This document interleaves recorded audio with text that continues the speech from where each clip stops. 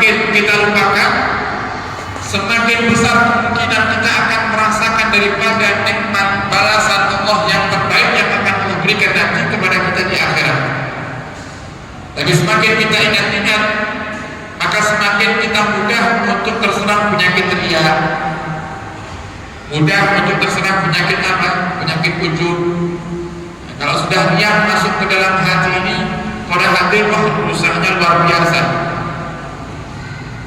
Al-Imam Al-Ghazali itu sampai menjelaskan di dalam kitabnya Ihya Ulumuddin begitu jelasnya dan terperincinya bagaimana contoh daripada golongan mereka orang-orang yang ria, sampai dibagi sama Imam Ghazali.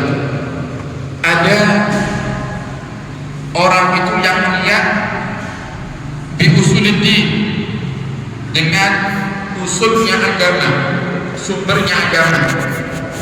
Dengan apa? Keimanan. Dengan ibadahnya. Bahkan ibadah itu pun Al-Imam Ghazali masih membaginya. Ada orang itu riya dengan ibadah wajib. Seperti apa misalnya? Sholat Jumat. Ada orang tiap hari tidak pernah sholat,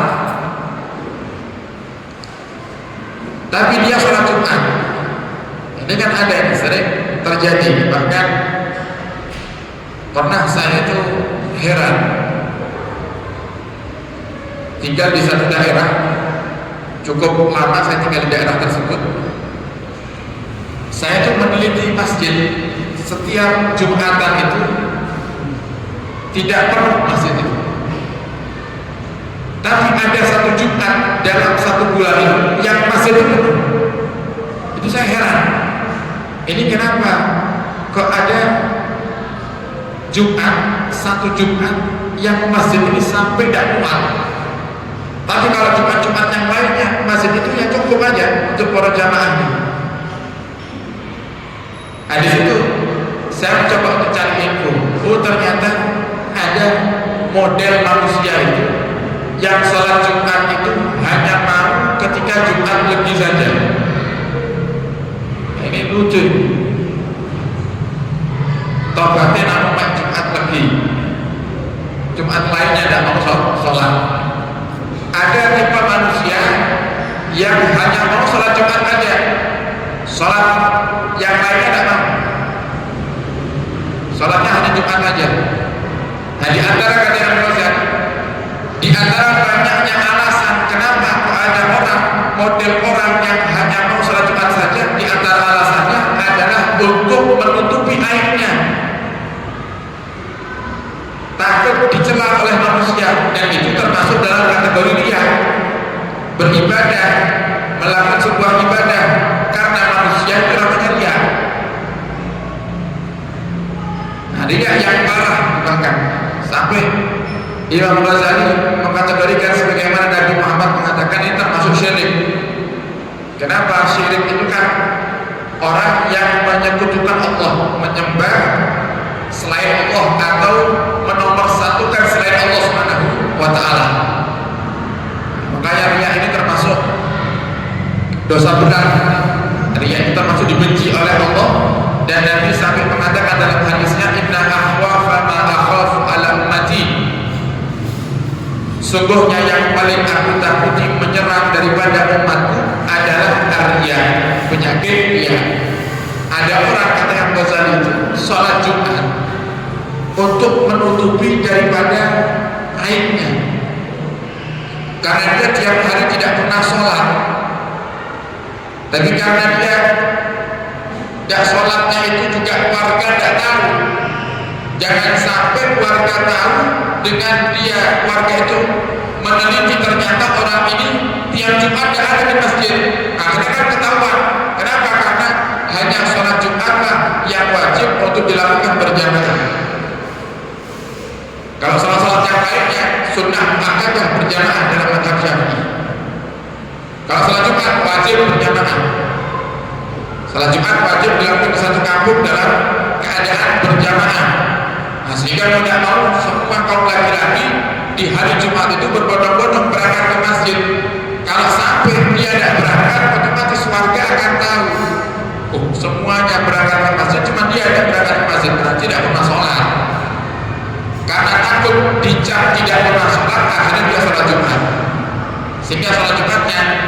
dihukumi riya. Sholat Jumatnya dihukumi riya. Sampai dibahas sebentar itu sama Imam Ghazali, agar riya itu menggunakan ibadah wajib, ada kalanya orang riya itu menggunakan ibadah sunnah. Yang besar dosanya riya yang menggunakan ibadah wajib. Lebih besar lagi dari ibadah tapi riya. Ini repotnya. Ibadahnya ada, tapi riya. Contohnya seperti apa? Kumpul sama orang-orang yang baik untuk menutupi jati dirinya yang tidak baik. Jadi orang itu melihat, masya Allah, konconnya kiai-kiai, konconnya orang-orang soleh, temannya orang-orang majelis. Insya Allah apa ini kita yang soleh, padahal sholat aja tidak dia. Bahkan melakukan hal-hal yang haram untuk menutupi daripada jati dirinya yang buruk, dia mendekat kepada orang-orang yang baik. Dan ini dikategorikan oleh Imam Ghazali termasuk munafik. Orang-orang munafik yang mereka dibenci oleh Allah Subhanahu wa taala. Allah itu sangat benci sekali dengan orang munafik. Kenapa? Orang munafik ini merusak. Di zaman Nabi orang munafik itu mereka masuk Islam, mereka bersyahadat, tapi mereka tidak percaya dengan Islam, sehingga keberadaan mereka di tengah-tengah umat Islam itu hanya menjadi benalu, menjadi tukang fitnah, pengadu domba. Sedangkan para sahabat dan Nabi kita Muhammad mau mengambil hukuman, tidak bisa. Kalau orang kafir harbi, kafir yang memerangi umat Islam di zaman Nabi Muhammad, bisa dibalas dengan perang. Mereka orang kafir yang membunuh umat Islam bisa memeranginya. Tapi kalau orang munafik dibunuh tidak bisa. Kenapa? Karena mereka ahli syahadat. Mereka sudah bersyahadat mengucapkan asyhadu an la ilaha illallah wa asyhadu anna Muhammadar Rasulullah, sehingga dihukumi muslim secara zahir, tapi hatinya kafir. Sehingga Allah benci sekali dengan mereka orang-orang munafik, karena mereka hanya menjadi benalu di tengah-tengah umatnya Nabi Muhammad SAW. Dan setiap masa pasti akan bermunculan orang-orang munafik yang baru. Terus akan ada, karena itu termasuk ujian daripada umatnya Nabi Muhammad SAW. Nah, sehingga kembali kepada bahasan kita para hadirin, tugas kita adalah mengingat dosa, bukan mengingat ibadah. Apa yang sudah kita keluarkan, apa yang sudah kita lakukan daripada kebaikan-kebaikan, lupakan, jangan teringat. Tapi jadikan setiap dosa, mau dia dosa yang kecil ataupun yang besar, kita ingat selalu. Dengan tujuan apa? Karena hanya orang-orang yang sadar dirinya berdosa yang mereka mau untuk beristighfar. Bagaimana kalau panjenengan istighfar kalau kita tidak sadar kalau kita dosa? Orang itu tidak akan minta maaf kalau dia tidak sadar dirinya salah. Panjenengan seorang suami berkata kasar kepada istri, tidak akan panjenengan minta maaf kalau panjenengan tidak sadar kalau omongan jenengan menyakiti istri. Sehingga jangan anggap itu omongan biasa, jangan lupakan itu. Tapi kalau jenengan sadar, oh tadi saya ngomong agak kasar sama istri, nanti malam kalau sudah ketemu sama istri saya mau minta maaf, minta ridhonya supaya Allah mau mengampuni dosa saya. Enggak. Nah, sehingga kata Nabi Muhammad, jangan sekali-kali mengingat kebaikanmu, tapi ingatlah dosa-dosa. Kemudian yang ketiga, tadi yang pertama termasuk tanda orang itu jauh dari Allah, suka mengingat, suka melupakan dosanya, sudah melupakan daripada kesalahannya, padahal indallah mahfudzah, kesalahannya itu tidak akan pernah dilupakan oleh Allah Subhanahu wa taala. Kemudian yang kedua, kata Nabi, dzikrul hasanat al-madiyah, suka mengingat kebaikan. Dan yang ketiga, termasuk tanda orang itu jauh daripada Allah Subhanahu wa taala adalah nadharu ila man fawqahu fid dunia, memandang orang itu baik dari segi dunianya. Oh, ini orang baik dilihat dari urusan dunia, sehingga dia tunduk kepadanya. Oh, orang ini pejabat baik, ini sudah ngasih duit ke saya, dan duit apa dulu itu? Nah, kan itu harusnya. Duit nyokok ya bukan orang baik, itu namanya dia setan yang mengundang untuk mengajak kita ke neraka. Alhamdulillah. Nah, siapa kata Nabi Muhammad? Orang yang memandang orang lain dengan pandangan dunia, bukan karena urusan akhiratnya, bukan karena urusan daripada kesolehannya, tapi karena urusan dunianya, maka dia termasuk orang yang jauh daripada Allah Subhanahu wa Ta'ala.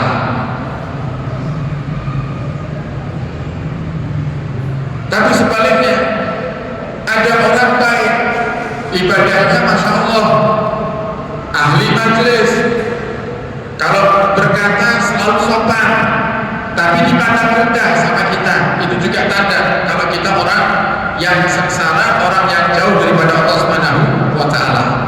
Nah, sehingga dari dua tanda kesengsaraan dan tanda orang itu jauh daripada Allah yang terakhir ini, para hadirin, Nabi telah menjelaskan dalam hadis lainnya, man tawadda'a li ghaniyyin salihin faqad dhahaba suduza dinihi. Siapa orang yang tunduk kepada orang kaya yang soleh, man tawadda'a li ghaniyyin salihin, siapa orang yang tunduk kepada orang kaya yang soleh, orang kaya ahli ibadah, tunduknya karena kekayaannya, faqad dhahaba suduza dinihi, maka telah hilang 2/3 daripada agamanya. Telah hilang 2/3 daripada agamanya. Artinya imannya itu sudah ibarat orang sakit itu sudah sekarat. Imannya itu sudah sekarat kalau kita tunduk kepada orang kaya yang soleh, bukan karena kesolehannya, tapi karena kekayaannya. Apalagi tunduk sama orang kaya yang gak soleh. Tunduk sama orang kaya yang soleh saja bikin iman kita rusak, apalagi yang gak soleh. Dan semua ini para hadirin tidak akan terjadi kecuali karena adanya sifat yang melekat di dalam tubuh manusia, yang ini menjadi sifat perusak, kata Nabi Muhammad SAW. Kata Nabi, ada sifat yang bisa menjadikan manusia rusak, dan inilah yang menjadikan umat-umat Nabi-Nabi terdahulu rusak. Apa itu? At-tama'u, sifat rakus. Sifat rakus.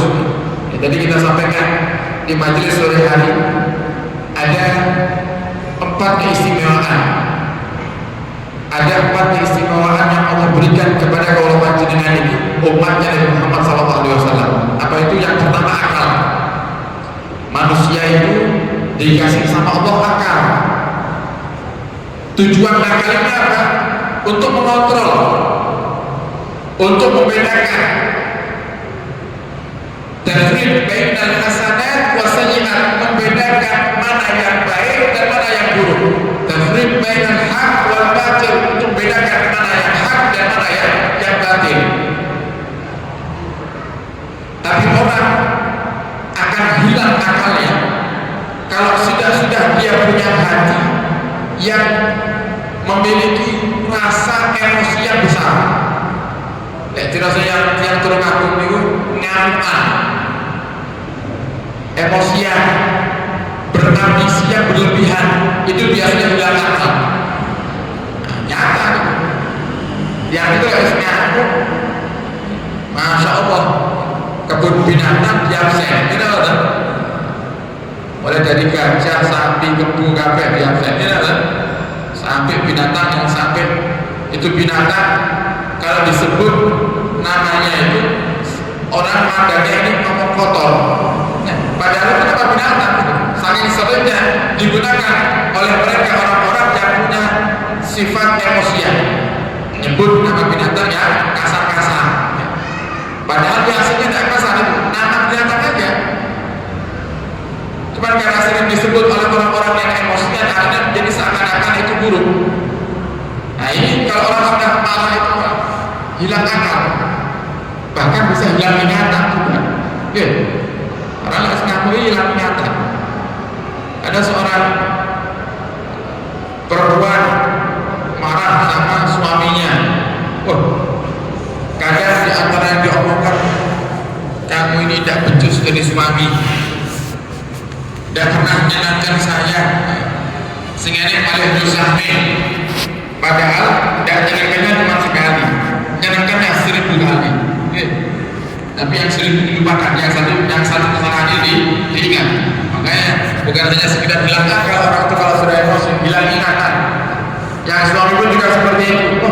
Kamu ini jadi istri yang tidak solehah, tidak pernah melayani suami, tidak pernah bikinkan saya kopi misalnya, padahal dalam sebulan tidak bikinkan kopi yang cuma sekali 2 kali, sisanya dilupakan. Ini sifat buruk yang menjadikan akal manusia rusak. Kemudian yang kedua kata Nabi Muhammad SAW, keistimewaan yang Allah berikan kepada kaum panjenengan adalah ad-din, agama. Inna dina indallahil Islam. Sungguhnya agama yang benar menurut Allah itu adalah agama Islam. Allah kasih kita agama Islam. Yang agama ini kata Nabi Muhammad SAW akan menjadi rusak dengan apa? Dengan kedengkian. Agama ini Bapak Ibu, agama kaulah panjenengan ini rusak kalau kita terserang penyakit dengki. Kenapa? Karena Nabi katakan penyakit dengki itu menghapus daripada semua pahala kebaikan kita, sehingga jangan salah tidak ada pahalanya.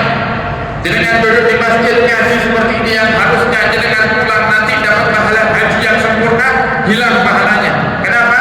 Karena ada penyakit dengki yang bersemayam dalam hati kita.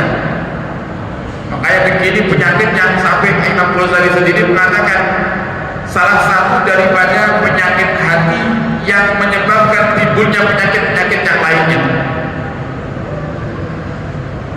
Orang itu kalau sudah dengki identik dengan benci. Orang itu kalau sudah dengki biasanya dia benci. Kalau kita dengki sama tetangga, kita iri sama tetangga kita, melihat tetangga punya lebih laris, kelamaan jika tidak kita obati ini penyakit dengki, kita akan benci sama tetangga ini.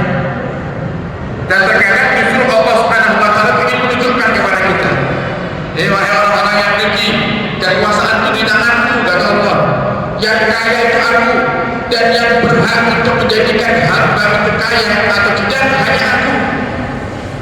Jika terkadang di saat kita dengki sama orang lain, yang bahkan orang itu sebenarnya sama kita baik-baik saja, dia tidak ada perasaan buruk kepada kita, tapi kita dengki sama dia, justru terkadang Allah itu jadikan orang yang kita dengki semakin sukses.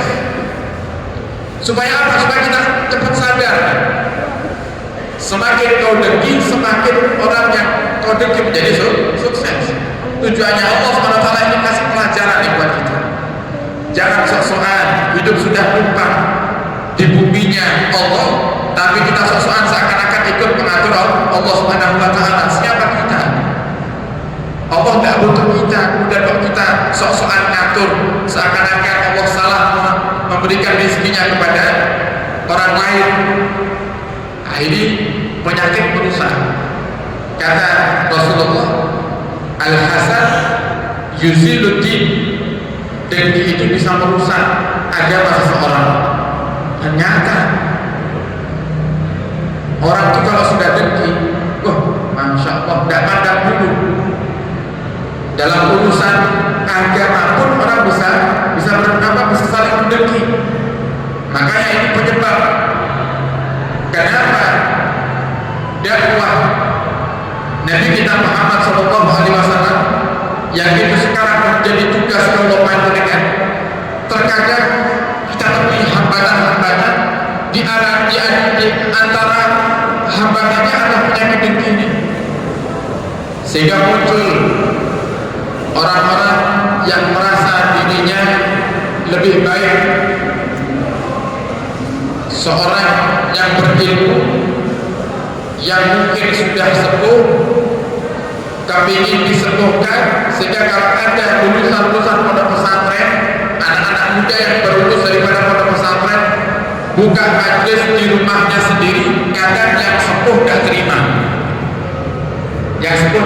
terima, sehingga dicoba untuk masyarakat dihalangi datang ke majelisnya para dai-dai muda yang baru lulus dari pondok-pondok pesantren. Ini menghambat sebenarnya.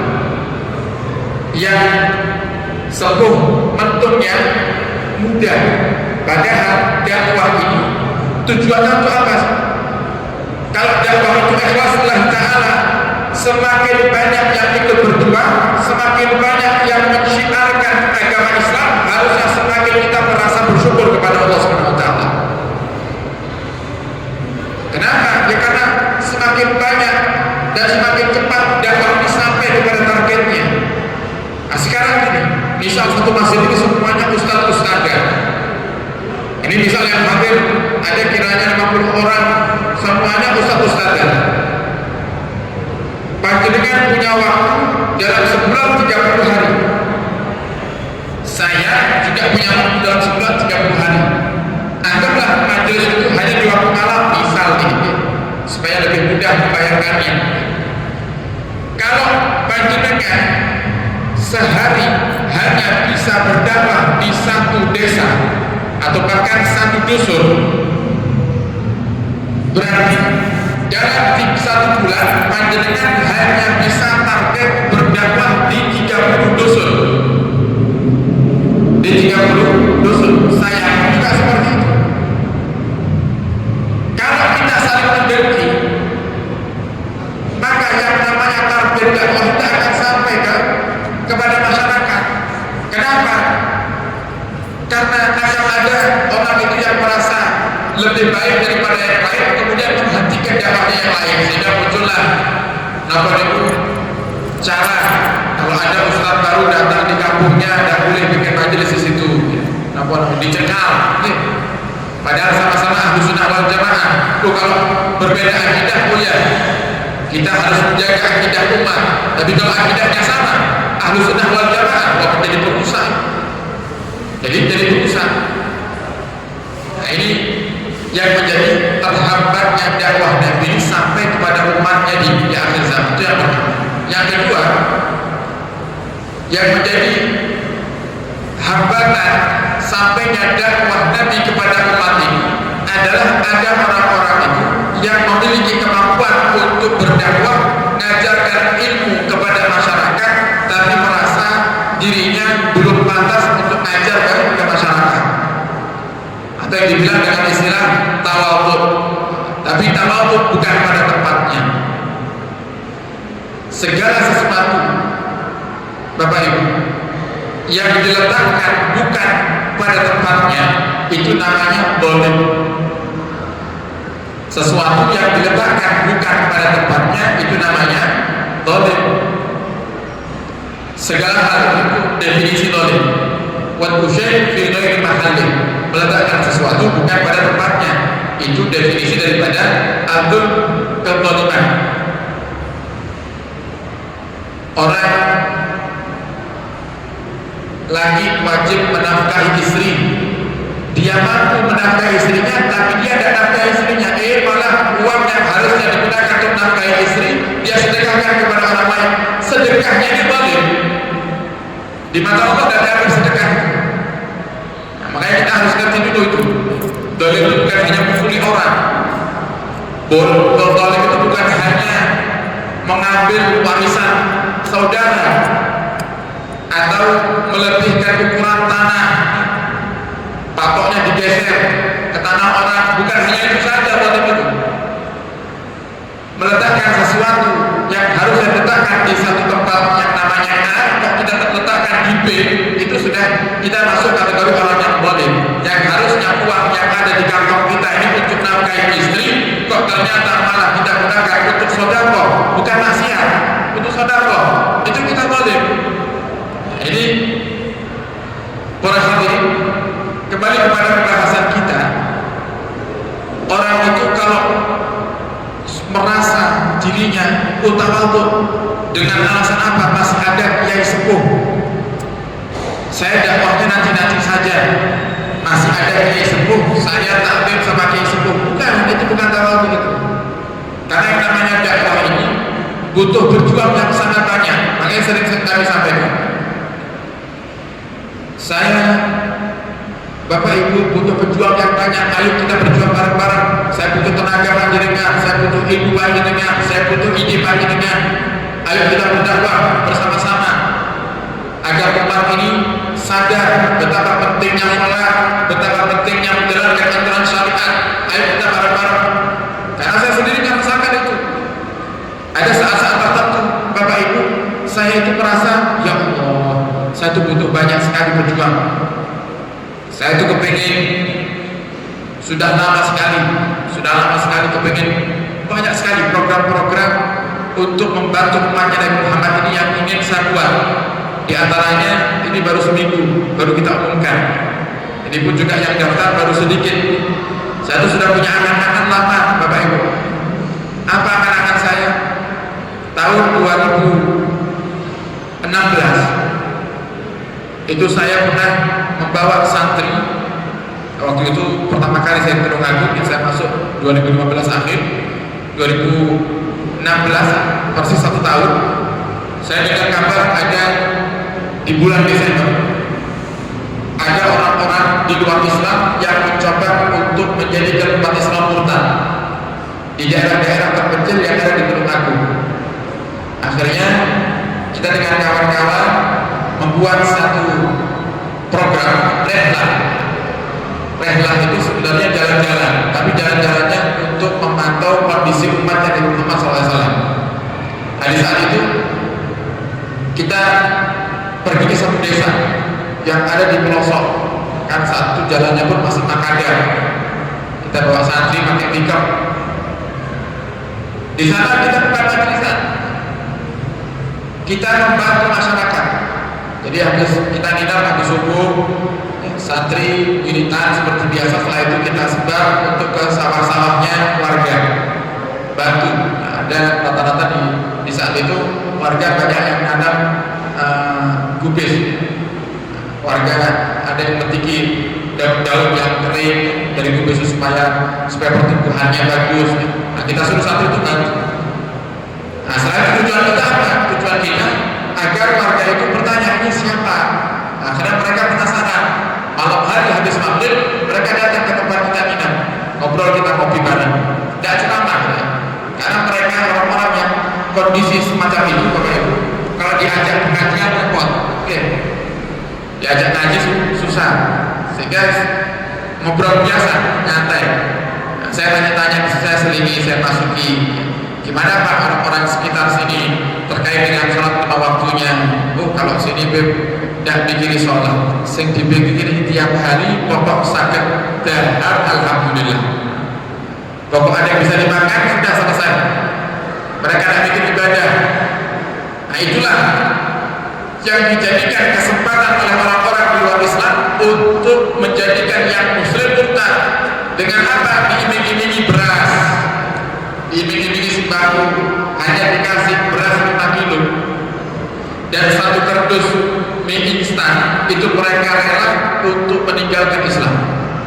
Nah, sehingga di saat mulai saat ini saya tuh punya angan-angan, kepingin suatu hari saya bikin program di majelis saya itu, ngajak semua jamaah yang punya iman-iman yang kuat seperti panjenengan sedaya ini, yang diberikan kelebihan rezeki oleh Allah Subhanahu wa taala. Ayo kita peduli sesama.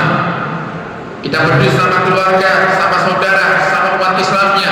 Dengan apa kita bantu mereka? Mereka butuh makan, ayo kita bantu. Terkadang kita ini, masya Allah, kalau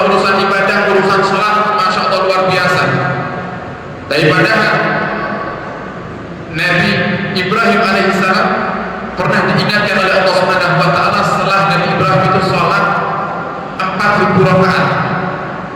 Sholat di setiap sudutnya Ka'bah 1.000 rakaat. Ka'bah punya 4 sudut, 4 sisi. Itu berarti 4.000 rakaat. Begitu selesai, Allah mengatakan kepada Ibrahim, ya Ibrahim, alangkah bagusnya yang kau lakukan. Tapi ada yang lebih bagus daripada itu, wahai Ibrahim. Apa itu ya Allah?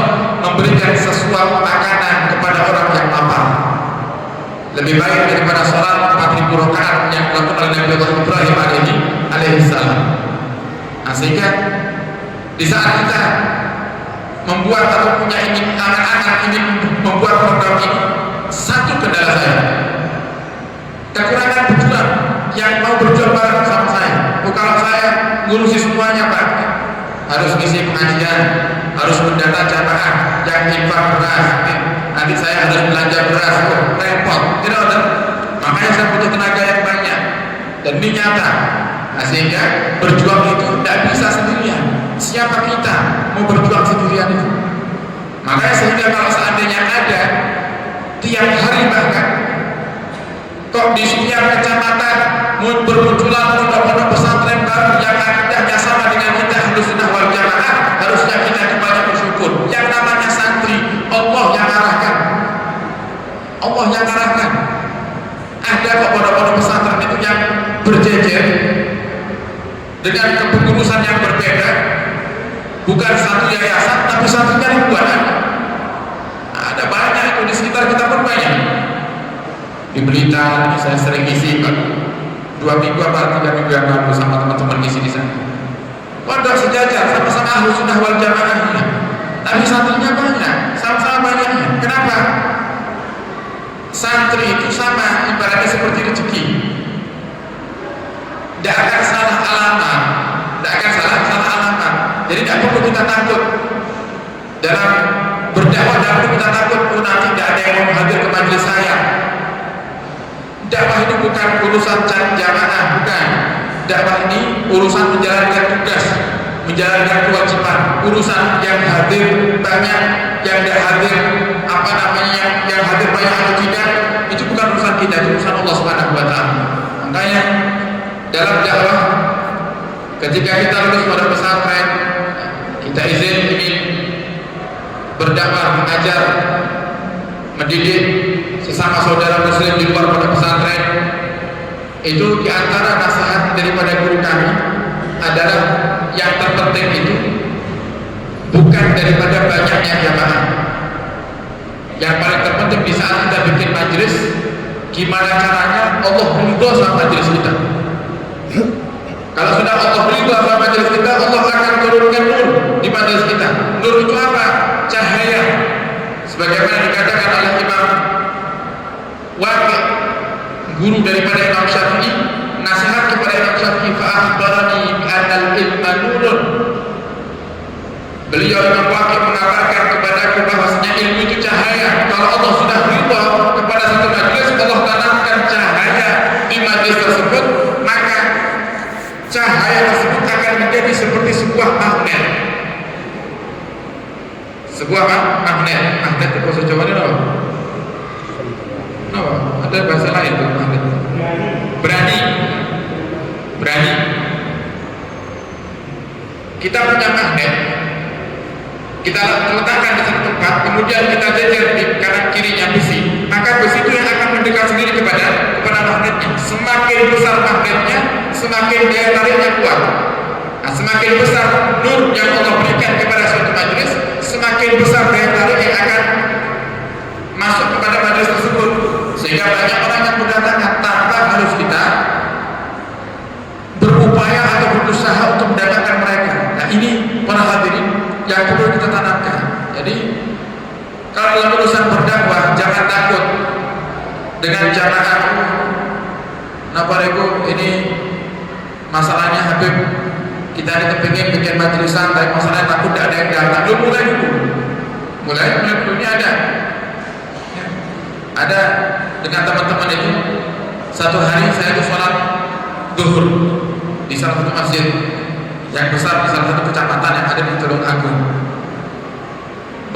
sholat berjamaah, saya bilang ke Pak Haji Murdi, Pak Haji ini masjidnya besar buat majlisan kelihatannya enak nih Pak Haji, jangan kenal gak sama takmirnya, izin pinjam tempat aja, takmir gak perlu nyiapkan apa-apa, pinjam tempat sama pinjam pakai listrik untuk sound system apa, nanti kita semuanya ya yang ngurus.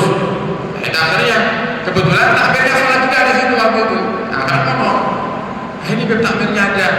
Akhirnya ngomong, Pak Haji, saya ngomong sama takmirnya, gimana Pak Haji kalau kita bikin majelis di masjid ini? Sudah dari dulu beb sebenarnya saya cukup ingin bikin majelis, tapi jamaahnya tidak ada beb di masjid ini, sepi, masyarakatnya tidak terlalu antusias untuk duduk di majelis ilmu.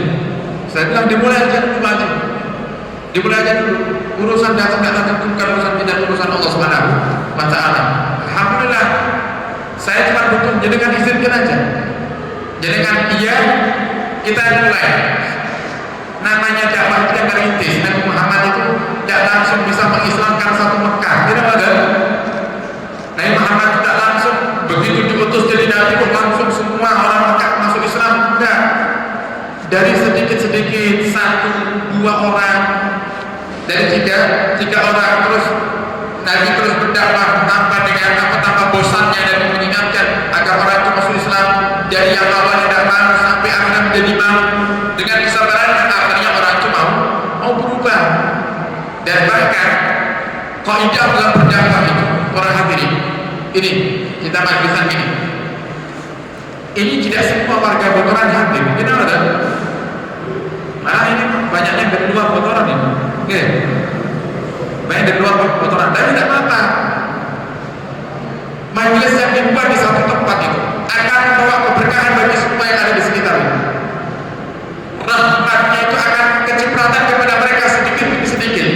Yang nanti rahmat semakin hari semakin numpuk, semakin hari semakin banyak. Yang orang tadinya tidak pernah mau belajar ilmu dapat hidayah akhirnya mau belajar ilmu. Jadi nyata, ini nyata. Ini terjadi di zaman Al-Imam Hasan bin Saleh Al-Bahri.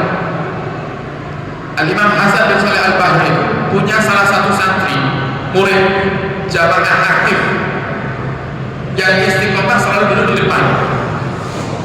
Sehingga sampai Imam Hasan bin Saleh Al-Bahri itu selalu titip dengan jamaah-jamaah yang duduk di depan. Ingat, jadi sampai kalau ada yang tidak datang itu dari jamaah yang depan, beliau sadar. Misalnya di sini, Pak Ipul pada kelihatan, biasanya langsung ingat sedikit pula nih. Biasanya kata, ini Imam Hasan Al-Bahri itu ada satu jamaah yang sangat aktif di istiqomah, selalu duduk di situ terus, di depan terus. Satu hari tidak hadir, sampai lama tidak hadir. Sampai Imam Hasan bin Saleh Al-Bahri penasaran, ini jamaahku yang satu ini kemana? Apa sakit, atau kena musibah, atau meninggal? Kok tidak ada kabar ya? Sampai kepadaku. Setelah lama jamaah yang aktif ini tidak hadir, kemudian jamaah ini datang lagi, duduk lagi di depan. Begitu selesai majelis dipanggil sama Imam Hasan bin Saleh Al-Bahri. Oh ya balani, wahai saudara, mari. Kenapa kamu sudah lama tidak hadir di majelis?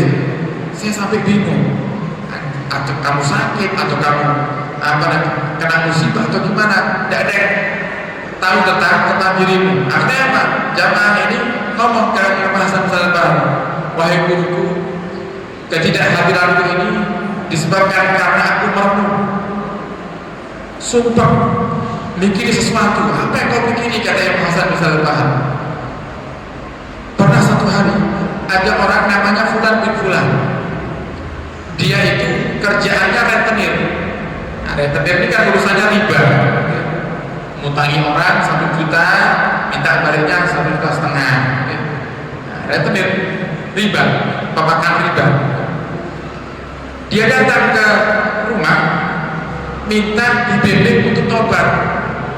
Saya bilang perbanyak istighfar, salat 5 waktunya dijalankan, kemudian semua data orang-orang yang pernah kau ambil uangnya lebih, uang ribanya, kau utangi dia 1 juta, kemudian kau minta balik 1,5 juta, coba kalau kau punya uangnya kembalikan semua.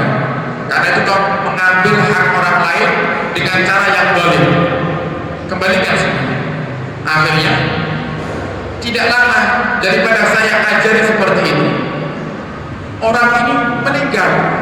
baru berselang waktu cuma sehari 2 hari saya dapat kabar rentenir ini yang taubatannya ini meninggal. Hari saat itu saya tuh sempat mikirin, ya Allah, ini hamba yang satu ini rentenir ini sudah bersih belum dosanya ya Allah, sudah benar belum apa yang saya arahkan. Takut saya ini belum sempurna mengarahkan dengan cara yang benar, ternyata kau sudah ambil duluan. Sampai satu sumpah mikiri wahai guru, apa katanya Mas bisa dari pohon fulan bin fulan itu pernah duduk di majelis ini sekali. Rentenir itu katanya Mas pernah duduk di majelis ini sekali. Saya tahu bahwa dia rentenir, dan datangnya dia sekali ke majelis ini bukan untuk hadir majelis, bukan untuk dengarkan ilmu. Kenapa? Karena dia pernah pergi ke salah satu rumah jamaah majelis saya untuk nagih hutang. Rumahnya kosong, kata tetangga, orangnya lagi majlisan Pak. Orangnya lagi majlisan mana? Di Imam Hasan bin Saleh Al-Bahar. Imam Hasan bin Saleh Al-Bahar. Saking mata duitannya ini rentenir, saking kepinginnya uangnya segera cair, dia tidak mau menunda, dia datang ke majelis ini untuk mencari orang yang punya hutang sama dia. Jadi hadir majelis cuma kepingin lagi hutang. Nah, dia duduk di belakang karena dia malu mau masuk kumpul bersama dengan jamaah dan cari satu persatu orangnya. Dia duduk di belakang dengan tujuan apa? Kalau majelisnya bubar, orang akan melewati dia semuanya. Di situ akan ketangkap yang hutang. Kata Imam Hasan bin Saleh Al-Bahar, dimulai saat itu, di saat rentenir itu datang ke majelis, walaupun dia duduk di belakang tapi tidak punya niatan untuk mendengarkan ilmu, di saat itu saya yakin karena rahmatnya Allah Subhanahu wa Ta'ala yang Allah turunkan di majelis itu, Allah berikan kepada siapapun yang dekat dengan majelis, siapapun yang dekat dengan majelis, mau ikhlas, tidak ikhlas, mau dengarkan, tidak dengarkan, semuanya dapat. Kata beliau. Sehingga saya yakin juga termasuk rentenir itu dapat rahmat di majelis taklim. Nah, karena rahmat Allah turun kepada mereka atau kepada dia si rentenir ini, saya pun mulai yakin insya Allah rentenir ini suatu hari nanti akan bertobat kepada Allah dan menjadi orang yang baik, diterima tobat oleh Allah Subhanahu wa Ta'ala. Nah, sehingga mulai santrinya tadi, jamaahnya yang aktif tadi mulai lega hati. Alhamdulillah, kalau memang orang yang mendapatkan rahmat Allah itu suatu hari pasti akan diterima tobatnya. Semoga ini adalah isyarat, wahai imam, bahwasanya si rentenir itu benar-benar tobatnya diterima oleh Allah Subhanahu wa Ta'ala. Tidak masalah, dan bahkan biasanya rata-rata ini sudah sunatullah, kebiasaannya kalau majelis itu dibuat, biasanya yang banyak datang pertama kali justru malah dari luar daerah majelis tersebut. Dan sebenarnya hal semacam ini sudah terjadi di zaman Nabi Muhammad SAW. Coba Nabi Muhammad ketika berdakwah, Nabi mulai dakwah di mana? Di Mekah. Tapi yang paling banyak masuk Islamnya mana? Madinah. Yang paling banyak masuk Islamnya di Madinah, sampai akhirnya Nabi dan para sahabat hijrah ke Madinah. Begitu selesai hijrah ke Madinah, barulah Mekah ditaklukkan oleh Nabi Muhammad SAW. Dan rata-rata seperti itu. Nah, makanya tugas kita istiqomah. Nanti kalau sudah istiqomah, akan ada itu orang-orang di sekitar yang mulai sadar betapa pentingnya majelis. Ini ada majelis yang dekat, saya tidak pernah hadir, yang jauh alasnya kejauhan, sehingga dia sadar, ya sudah, saya mau aktif di majelis yang dekat-dekat dengan rumah saya. Karena dia datang. Semacam ini di Masjid Malam ini setiap malam Ahad ada kajian dengan para kiai, para habaib. Ini termasuk salah satu bentuk dakwah sabar perlahan Allah Subhanahu wa Ta'ala yang akan menggerakkan mereka orang-orang untuk sadar betapa pentingnya belajar ilmu agama, sehingga mereka akan berbondong-bondong datang ke masjid untuk belajar bersama-sama. Nah, ini para hadirin termasuk sifat yang dibenci oleh Allah adalah dengki yang menjadikan sebab dakwahnya Nabi Muhammad SAW menjadi terhambat. Nah, kemudian yang terakhir kata Nabi, sifat yang merusak umat Nabi Muhammad ini adalah rakus. Sifat rakus atau sifat rakus ini merusak daripada sifat yang semua manusia memilikinya. Apa itu? Rasa malu. Kalau panjenengan ini Bapak Ibu lahir di dunia ini diberikan sama Allah rasa malu. Sadar tidak sadar kita semuanya punya rasa malu. Makanya tadi saya ceritakan di sore hari majelis tadi. Di majelis tadi jamaah itu dikasih berkatan. Jamaah yang hadir tadi sore itu dikasih berkatan. Saya bikin itu sebagai contoh. Coba bapak-bapak semuanya di sini dan berani tadi. Jangan angsal snack dapat berkatan gini. Jangan dapat berkatan berapa? 1. Kenapa kok tidak 2? Kok tidak ngambil 2? Saya bilang, kenapa kok jangan ada ngambil 2? Apa jawabannya? Malu. Jawabannya apa? Malu. Kita misal di Masjid Pelem, biasa orang itu kalau majlisan pakai pakaian yang rapi. Kenapa jenengan kalau kerja pakai celana, kalau majlisan tidak pakai celana? Di antara alasan karena malu. Semuanya pakai sarung, kok apa dewe nambah celana jeans misalnya. Padahal kan boleh-boleh saja, boleh-boleh aja. Pokok nutup aurat yang tidak boleh itu majlisan koloran deh. Kalau soblong koloran deh, tidak boleh. Kenapa tidak ada masa mengaji seperti itu nemui atasannya pakai pakaian yang rapi, ini nemui Allah Subhanahu wa taala itikaf di rumahnya Allah pakai pakaian yang tidak rapi. Rasa malu yang Allah berikan kepada kita ini akan menjadi hilang dengan sifat rakus. Dengan sifat rakus. Orang itu kalau sudah rakus, dia tidak akan sadar kalau yang dilakukan itu haram. Kakak bisa ambil warisan adiknya, adik bisa merebut warisan kakaknya, bahkan orang tua bisa ngambil warisan daripada anaknya. Seorang istri, seorang ibu dapat warisan, anak-anaknya juga dapat warisan dari suaminya, tapi dikuasai oleh bundanya. Yang bapak pun juga seperti itu, punya warisan dari istrinya, akhirnya dari anaknya, semuanya dikuasai mentang-mentang karena orang tua.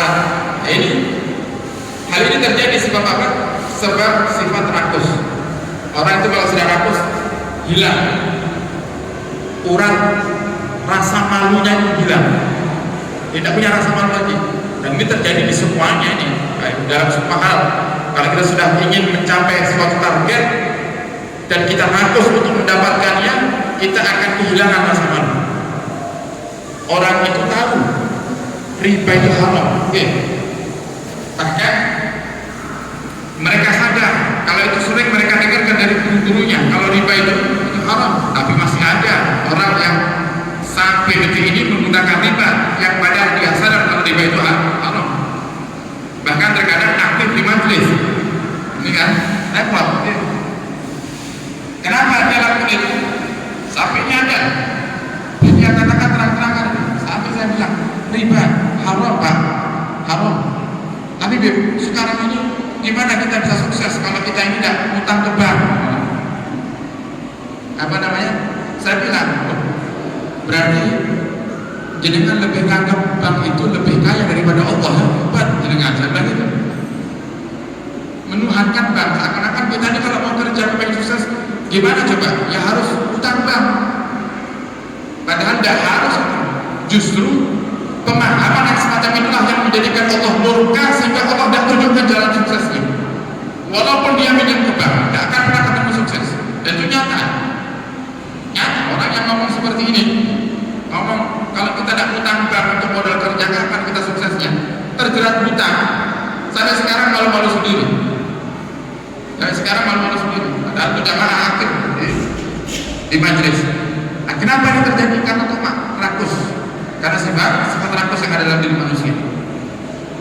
Orang yang tergila-gila dengan jabatan, demi meraih jabatannya, dia akan rela menjilat, dia akan rela menghalalkan segala cara, dia akan rela melakukan satu hal yang itu justru akan mempermalukan dirinya sendiri. Tidak pernah datang ke pengajian, giliran nyalir, datang ke majelis. Wah, akeh ya. Pakai juga ini.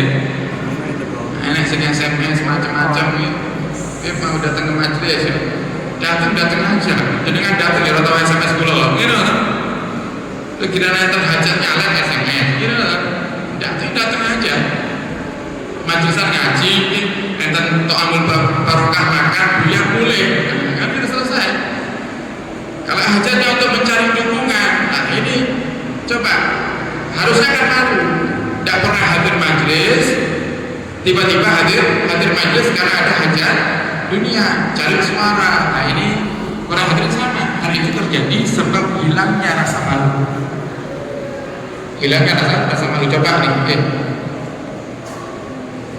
Takmir Masjid menginformasikan kepada seluruh pejuang Masjid Pelem Botoran dan seluruh remas Masjid Pelem Botoran di akhir tahun besok kumpul semuanya di masjid karena pejuang para donatur ingin bagi-bagi hadiah. Terus tidak pejuang pembelot tegol. Nah, kira-kira gimana? Malu nggak kira-kira? Malu harusnya. Tapi karena tahu ini satu orang bisa dapat 500.000, datang dia, datang tanpa malu dia datang. Ngakunya pejuang masjid, padahal tidak pernah datang sama sekali, rapat tidak tahu tepol. Masjid ada kegiatan tidak pernah datang, masjid punya aktivitas kerja bakti tidak pernah bantu, giliran bagi-bagi hadiah datang. Hilang rasa malunya karena apa? Rakus. Karena rakus. Sehingga hati-hati. Rakus ini merusak. Sifat rakus ini merusak. Semoga Allah SWT menyelamatkan kita daripada sifat rakus. Amin ya rabbal alamin. Wallahu a'lam bishawab. Nah, ini sedikit informasi para hadirin terkait program yang tadi kita singgung. Ini Ashifa membuat program sedekah beras. Program sedekah atau infak beras.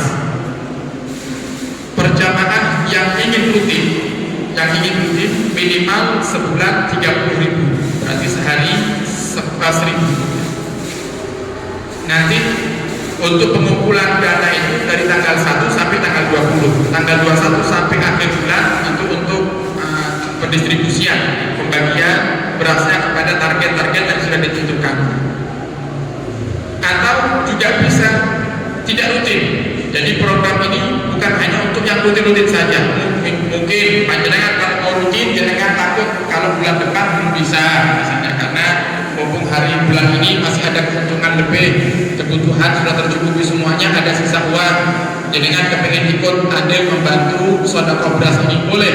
Jadi tidak harus yang rutin, semuanya boleh. Mau yang rutin dan rutin, semuanya boleh ikut program ini. Nanti uang yang terkumpul akan kita belanjakan beras yang terbaik, beras yang bagus. Kenapa?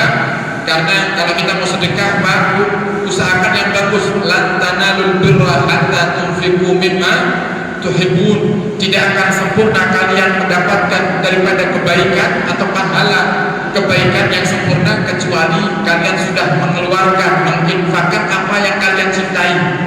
Kalau panjenengan ini kalau makan sehari-hari selalu milihnya beras yang bagus, maka kalau kita sedekah yang kasihnya beras yang bagus, sehingga kita kumpulkan dalam bentuk uang supaya berasnya satu model semuanya, tidak campur aduk dan semuanya beras yang bagus.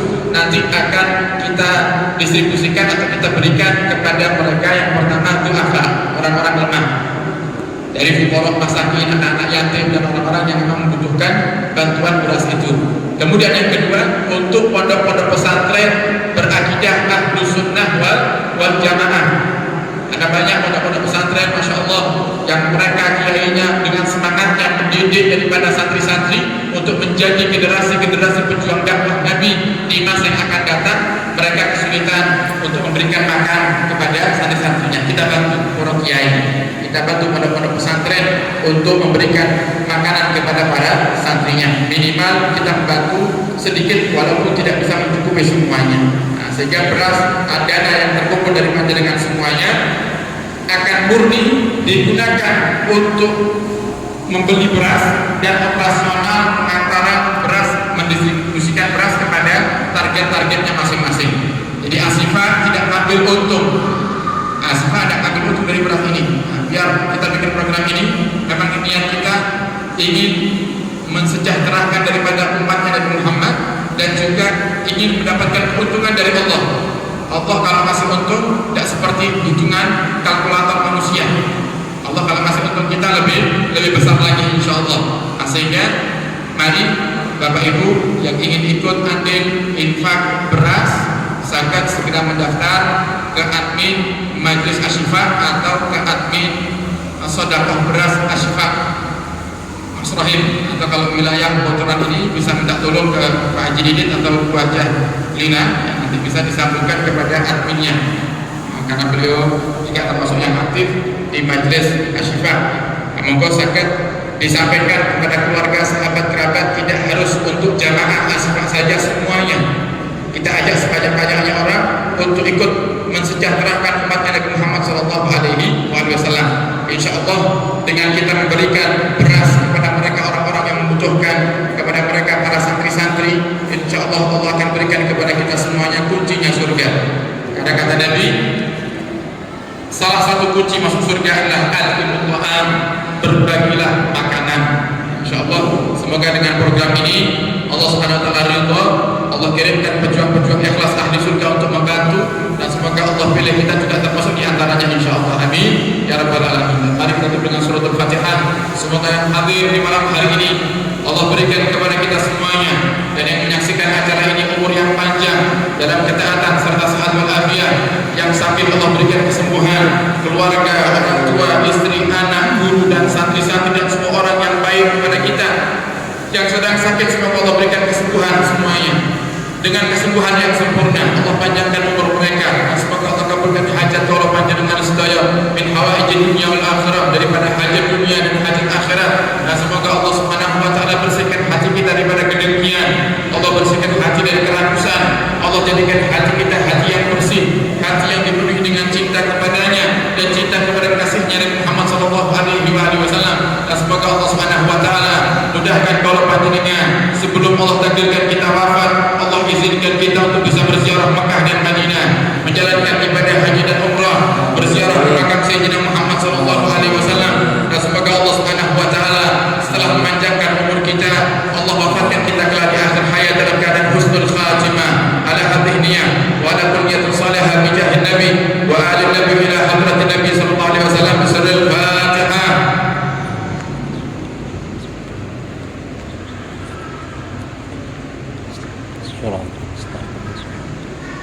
Amin.